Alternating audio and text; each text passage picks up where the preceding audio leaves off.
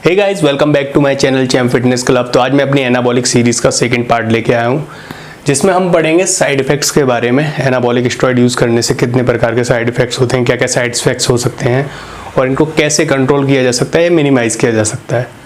तो चलिए स्टार्ट करते हैं वीडियो। सबसे पहले हम बात करेंगे हेपेटिक स्ट्रेस। मतलब स्टेरॉइड्स जब भी आप यूज़ करते हैं तो आपके लीवर पे काफ़ी स्ट्रेस पड़ता है। अब ये स्ट्रेस कितना पड़ता है ये कंपाउंड पे डिपेंड करता है कि आप कौन सा कंपाउंड यूज़ कर रहे हैं, आपकी साइकिल कितनी लंबी है, इन सभी चीज़ों पे डिपेंड करता है। तो जैसे कि टेस्टोस्टेरोन, एनेंथेड और डेका ये लीवर में प्रोसेस्ड नहीं होते, इसलिए ये लीवर को थोड़ा सा ये लीवर के लिए इतना हार्मफुल नहीं है। जो कंपाउंड्स ईस्ट्रोजन में कन्वर्ट होते हैं जैसे कि टेस्टोस्टेरोन, एनेंथेड, सिंपल बेस टेस्टोस्टेरोन, तो वो लीवर पे स्ट्रेस कम डालते हैं। ये लीवर के लिए इतना ज़्यादा स्ट्रेन नहीं डालते। जो ओरल कंपाउंड्स होते हैं, ओरल स्टेरॉइड्स होते हैं, ज़्यादातर मोस्टली 17 एल्कलाइटेड होते हैं और वो कंपाउंड्स लीवर पे बहुत ज़्यादा स्ट्रेस डालते हैं, क्योंकि 17 एल्कलाइटेड करने का मतलब होता है कि उनको लीवर एब्जॉर्ब नहीं कर पाता है, लीवर में वो डाइजेस्ट नहीं होते, जिससे क्या होता है वो लीवर पे बहुत ज़्यादा स्ट्रेस पड़ता है। अगर वो लीवर में डाइजेस्ट हो जाएगा तो वो टेस्टोस्टेरोन मसल्स तक नहीं पहुँचेगा, इसलिए इसको ऐसा बनाया जाता है ओरल कंपाउंड को कि वो लीवर में डाइजेस्ट ना हो। इसलिए ओरल कंपाउंड्स जो है वो ज़्यादा साइड इफेक्ट देते हैं लीवर पे।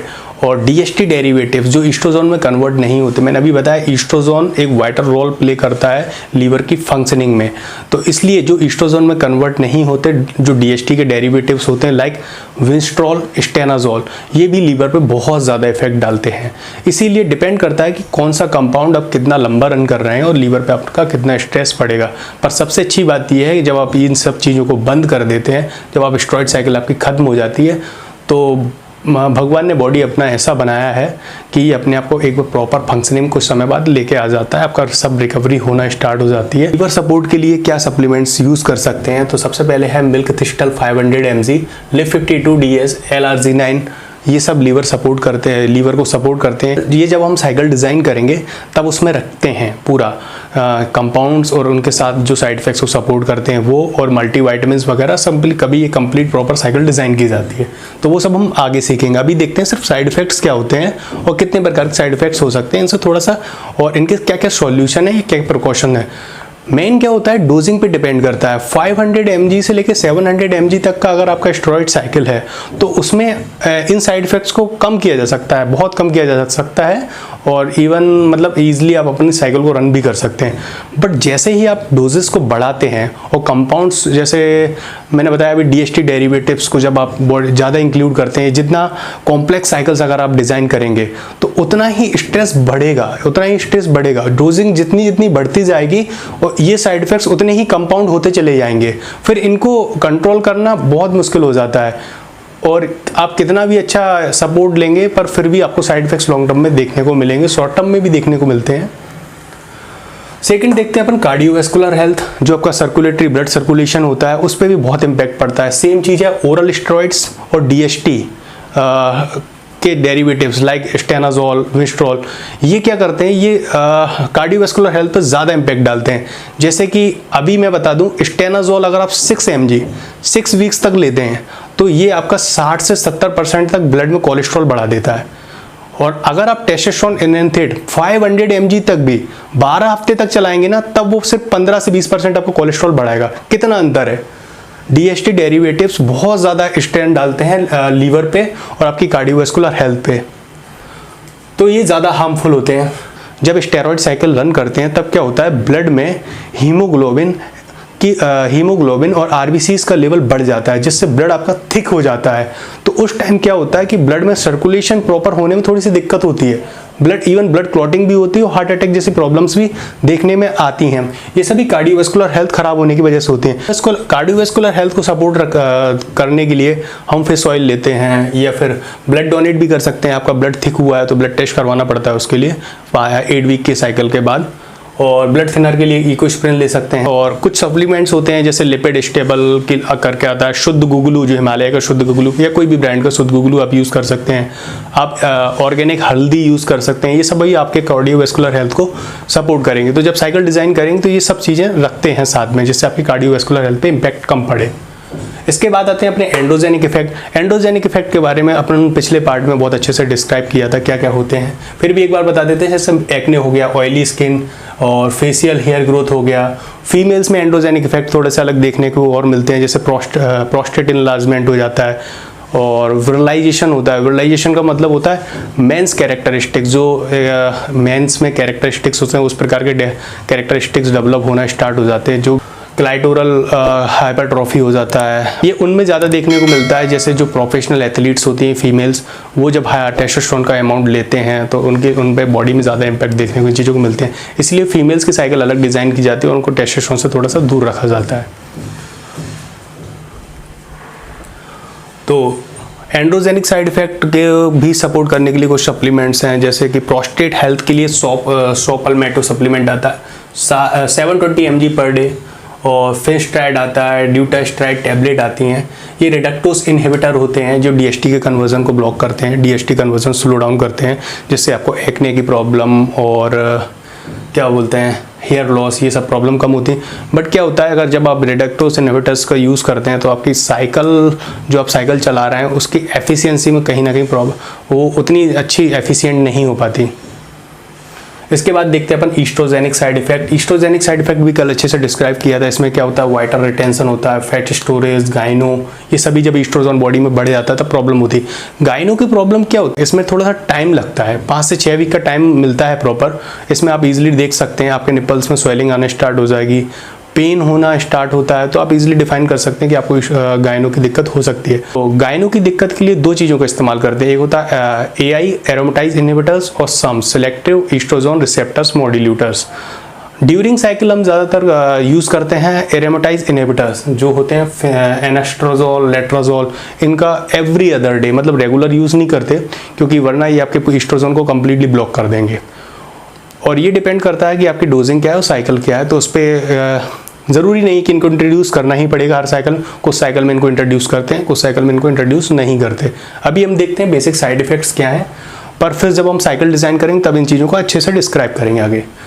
फिफ्थ साइड इफेक्ट है टेस्टोस्टेरोन सप्रेशन। टेस्टोस्टेरोन का मतलब प्रोडक्शन जो है वो ख़त्म होना, नेचुरल प्रोडक्शन जो है। तो इसमें मैंने लिखा है टेस्टोस्टेरोन डेरिवेटिव्स। जो टेस्टोस्टेरोन होता है बेस, जो टेस्टोस्टेरोन एनेंथेट हो गया या टेस्टोस्टेरोन के डेरिवेटिव्स हो गए, ये टेस्टोस्टेरोन को नेचुरल प्रोडक्शन जो होता है उसको सप्रेस अदर कंपाउंड्स की कंपैरिजन में थोड़ा सा स्लो करते हैं। जैसे कि टेस्टोस्टेरोन बेस जो होता है वो 6 वीक्स में आपका टेस्टोस्टेरोन जो नेचुरल प्रोडक्शन है उसको प्रॉपर शट डाउन करने में कम से कम 6 वीक लेगा। और वहीं अगर बात आती है स्टेनाजोल, जो डीएसटी डेरिवेटिव्स है, स्टेनाजोल ये काम सिर्फ 2 हफ्ते के अंदर करके देगा, पूरा का पूरा natural testosterone production shut down कर देता है। इसीलिए जो डीएसटी डेरिवेटिव्स होते हैं इनको बहुत कम यूज़ करते हैं। ये क्या है, लीन एंड हार्ड लुक के लिए इस्तेमाल करते हैं, जब बॉडी में कटिंग करते हैं। ज़्यादा लंबा रन नहीं करना चाहिए, जब प्रेप करते हैं ना तो लास्ट टाइम भी इनकी ज़रूरत पड़ती है। तो कुछ लोग रेगुलर चलाते हैं, 2-2 3-3 महीने स्टेनाजोल लेते हैं, बट वो चीज़ गलत है, क्योंकि इम्पैक्ट इनका बहुत बुरा पड़ता है। कार्डियोवास्कुलर हेल्थ पे भी पड़ता है। आपके कार्डियोवास्कुलर हेल्थ पे तो ऐसा पड़ता है कि ब्लड कोलेस्ट्रॉल आपका इतना बढ़ा देता है कि 2 हफ्ते के अंदर आपका पूरा गुड कोलेस्ट्रॉल खत्म कर देता है स्टेनाजोल। इसके बाद टेस्टोस्टेरोन के लिए तो एक ही फॉर्मूला है। जब आपका टेस्टोस्टेरोन सप्रेस हो जाता है तो फिर आप पीसीटी करेंगे, पोस्ट साइकिल थेरेपी इंट्रोड्यूस करते हैं। तो पोस्ट साइकिल थेरेपी हम करते हैं तो उससे टेस्टोस्टेरोन आपका दोबारा से रीगेन कर सकते हैं आप। इसके बाद 6th अपन साइड इफेक्ट देखते हैं जॉइंट हेल्थ का। जॉइंट हेल्थ का इसलिए देखते हैं क्योंकि जब भी आप स्टेरॉइड्स पे रहते हैं तब आपकी मसल जो है ना वो बहुत ही फास्ट ग्रो करती है एक्सपोनेंशियली, और मसल स्ट्रेंथ बढ़ती है। बट जो कनेक्टिव टिश्यूज होते हैं ना वो उनको डेवलप होने में एक टाइम लगता है। प्रॉपर मसल हेल्थ जो है, बोन हेल्थ जो है उसको मेंटेन होने में भी समय लगता है। आपकी बोन हेल्थ इतनी जल्दी डेवलप नहीं होती जितना कि मसल्स बहुत जल्दी बढ़ना स्टार्ट होते हैं, क्योंकि जब हाइपर मोड पे चली जाती है बॉडी, जब स्टेरॉइड लेते हैं तो मसल बहुत फास्ट ग्रोथ होते हैं, आपकी मसल की स्ट्रेंथ बढ़ती जाती है। तो जब आप वर्कआउट करेंगे तो आप ज़्यादा लोड डालेंगे जॉइंट्स पे, बोन्स पे, कनेक्टिव टिश्यूज़ पे, तो इंजरीज के चांसेस बढ़ जाते हैं। और ये चांसेस क्या है, जब आप फर्स्ट साइकिल सेकंड साइकिल तक यूज़ करते हैं तो इसमें इतना रिस्क नहीं रहता। जब आप ज़्यादा साइकिल्स का यूज़ करते हैं, 3rd cycle, 4th cycle, 5th cycle पर पहुंच जाते हैं, तब जॉइंट हेल्थ का रिस्क थोड़ा सा बहुत ज़्यादा हो जाता है। इसके बाद आता है 7th अपना side effect, emotional and mental side effect. ये भी होता है क्योंकि जब आप स्टेरॉइड्स का यूज़ कर रहे हैं उस टाइम आप अपने आप को एकदम मॉन्स्टर फील करेंगे। जिम में आप भयंकर वेट उठाएंगे और सब जगह आपको एकदम सुपर ह्यूमन टाइप फील होगा और वर्कआउट भी बहुत अच्छा हो रहा है, बॉडी भी बहुत अच्छी दिख रही है। पर जैसे ही आपकी ये सब चीज़ें की साइकिल ख़त्म होगी, आपके गेंस कम होना स्टार्ट होंगे। अब वो डिपेंड करता है आप पीसीटी कैसे कर रहे हैं या बाकी चीज़ें आपके कितनी अच्छी हैं। तो आपके गेंस, फिर भी गेंस तो कम होते ही हैं, जो आप ऑन ड्यूरिंग साइकिल रहते हैं उतने गेंस नहीं रहते। मसल लॉस होना स्टार्ट होगा, मसल भी गिरता है और आपकी स्ट्रेंथ भी गिरती है, आपका natural testosterone level shut down हुआ होता है। तो कुछ लोग क्या होते हैं, इन चीज़ों को बिल्कुल से टैकल नहीं कर पाते। उनको लगता है कि बस अब ये सब क्या हो रहा है, क्योंकि उस टाइम इतना हाइपर मोड में थे और एकदम से जैसे लगता ना कि आसमान से गिरे और ज़मीन पे आ गए। तो वो सेम उस चीज़ की सिचुएशन होती है। तो उस टाइम मेंटल हेल्थ को मेंटेन करना बहुत इंपॉर्टेंट हो जाता है। और कई लोग इसी चक्कर में कुछ लोग डिप्रेशन में भी आ जाते हैं कि पहले कुछ और दिख रहा था, अब कुछ और दिख रहा था। फिर वो लोग जिनको प्रॉपर नॉलेज नहीं होता तो फिर वो ब्लेम करते हैं कि ये तो सब चीज़ ख़राब है। और कई बार लोग तो यहाँ तक कि जिम भी छोड़ के चले जाते हैं। वो सब अनजाने में स्टेरॉइड साइकिल रन करते हैं। फिर जब ये चीज़ें बिहाइंड द ट्रूथ क्या है, जब वो सब चीज़ों को फेस करते हैं, तब उनके लिए ये सब चीज़ों को टैकल करना बहुत मुश्किल हो जाता है। तो इमोशनल और मेंटल हेल्थ भी इसमें इम्पॉर्टेंट एक साइड इफ़ेक्ट है, क्योंकि आप एग्रेशन भी होता है, मूड स्विंग्स भी होते हैं। तो इसके लिए आप क्या कर सकते हैं, इसके लिए तो एक अच्छा पीसीटी, और अगर आपको प्रॉपर एग्रेशन आ रहा है, प्रॉपर स्लीप नहीं आ रही, तो उसके लिए आप एक गाबा सप्लीमेंट को भी आप अपनी डाइट में साइकिल में इंट्रोड्यूस कर सकते हैं। इसके बाद 8th साइड इफेक्ट जो होता है आपकी इम्यूनिटी को होता है। कैसे होता है, जो डीएसटी डेरिवेटिव्स जैसे लाइक स्टेनाजोल, सबसे ज़्यादा इसी की बात करेंगे क्योंकि ये सबसे ज़्यादा साइड इफेक्ट करता है हर तरीके से। तो और डीएसटी हो गया और नेंडोलोन डेरिवेटिव्स हो गए। ये क्या करते हैं, immuno suppressive in small degree, मतलब इम्यून सिस्टम को थोड़ा सा सप्रेस करते हैं ये चीज़ें। पर इनको थोड़ा सा टाइम लगता है, मतलब ऐसा नहीं कि आपकी इम्यूनिटी को एकदम से ख़त्म कर देंगे। लगभग 12 हफ्ते का लगभग समय लेते हैं, तो आपकी इम्यूनिटी को स्लो डाउन करते हैं। तो इसलिए आपको इम्यूनिटी पे भी बाद में एक बैड इम्पैक्ट देखने को मिलता है। और इसके लिए आप क्या इंट्रोड्यूस कर सकते हैं सप्लीमेंट्स में, जैसे हल्दी हो गया, मैग्नीशियम हो गया, जिंक हो गया, विटामिन सी हो गया। ये सभी साइकिल के साथ इसीलिए चलाते हैं जिससे कि आपकी इम्यूनिटी बनी रहे। अब 9th अपना जो साइड इफेक्ट है वो है इनफर्टिलिटी। टोटली इनफर्टाइल तो बहुत रेयर केस में होते हैं। वो वही लोग होते हैं जो एकदम ब्लास्ट एंड क्रूज पे चलते हैं, years of year cycle run करते हैं, तो वो इनफर्टाइल हो जाते हैं। अब जब पीसीटी करते हैं तो उसके बाद नेचुरल प्रोडक्शन जो आपका होता है वो आ जाता है, पर उसमें थोड़ा समय लगता है, 4 से 5 महीने का टाइम लगता है, तब आप चीज़ों को रीगेन कर सकते हैं। उसके बाद फिर आप जितनी ज़्यादा साइकिल रन करेंगे बॉडी पे, 1 साइकिल, 2 साइकिल, 3 साइकिल, उसके बाद आपके ये इनफर्टाइल होने के चांसेस बढ़ते जाते हैं साइकिल टू साइकिल। स्टार्टिंग की 1-2 साइकिल में इतना इम्पैक्ट नहीं पड़ता बॉडी पर बाद में क्या होता है, ये एडिक्टिव हो जाते हैं। मैंने अभी बताया था ना, ये इमोशनल एंड मेंटल हेल्थ, ये साइड इफेक्ट क्या होता है, जब एक बार आप स्टेरॉइड्स का यूज़ करते हैं तो आपको एकदम सुपर ह्यूमन टाइप फील होता है। फिर आप जब वर्कआउट करते हैं ईयर्स और फिर आपको कोई ग्रोथ देखने को नहीं मिल रही, तो आप थोड़ा सा एडिक्टिव, ऐसा नहीं है कि आपको नशा होने लगता है इन चीज़ों को, एडिक्टिव इसलिए हो जाता है क्योंकि आप फिर वही चीज़ दोबारा से देखना चाहते हैं अपनी बॉडी में। तो इसलिए फिर आप दोबारा भी साइकिल का यूज़ करेंगे, तीसरी बार यूज़ करेंगे, चौथी बार यूज़ करेंगे, और लोग यूज़ करते रहते हैं। इसीलिए बोलते हैं कि स्टेरॉइड साइकिल्स को से दूर रहना चाहिए। अगर आप नेचुरल बॉडी बिल्डिंग जितना हो सके, जितना पॉसिबल हो सके उतना करें। रिजल्ट वैसे नहीं आएंगे बट आप हेल्दी रहेंगे। इसके बाद इनफर्टिलिटी कंप्लीट हो गया अपना। और इनफर्टाइल अगर आप एक बार हो जाते हैं लॉन्ग टर्म्स में, जैसे ब्लास्ट एंड क्रूज में मेथड पे चलते हैं, ईयर ऑफ ईयर्स आप हर प्रकार के कॉम्प्लेक्स कंपाउंड्स की साइकिल चला रहे हैं, तो आप डेफिनेटली इनफर्टाइल हो जाएंगे। तो फिर उसको तो आप डॉक्टर ही एडवाइस कर सकता है, डॉक्टर ही ठीक कर सकता है। लास्ट साइड इफेक्ट जो अपना है वो साइड इफेक्ट क्या है, डेथ ही हो जाती है। कभी कभी हार्ट अटैक आ जाता है। मैंने बताया कार्डियोवैस्कुलर जब हेल्थ बिल्कुल ख़राब हो जाती है तो ब्लड क्लॉट्स बन जाते हैं, अंदर ब्लड क्लॉट्स के चांसेस बढ़ जाते हैं। और इवन ब्रेन में भी ब्लड क्लॉट्स हो जाता है, जिससे ब्रेन हेमरेज या कैंसर भी हो सकता है। और एक बार डेथ हो गई तो फिर इसका तो कोई ऑप्शन ही नहीं है बचने का। ये हमारा पार्ट 2 था और मैंने आज कुछ बताया आपको स्टेरॉइड से होने वाले साइड इफेक्ट्स और इनको कैसे कम किया जा सकता है। बाकी जब हम साइकिल पूरा डिज़ाइन करेंगे तो इन सब चीज़ों को लेके चलेंगे, पर अभी आपको ये जानना ज़रूरी था कि ये साइड इफेक्ट्स ऐसे ऐसे आपको देखने को मिल सकते हैं। Thank you.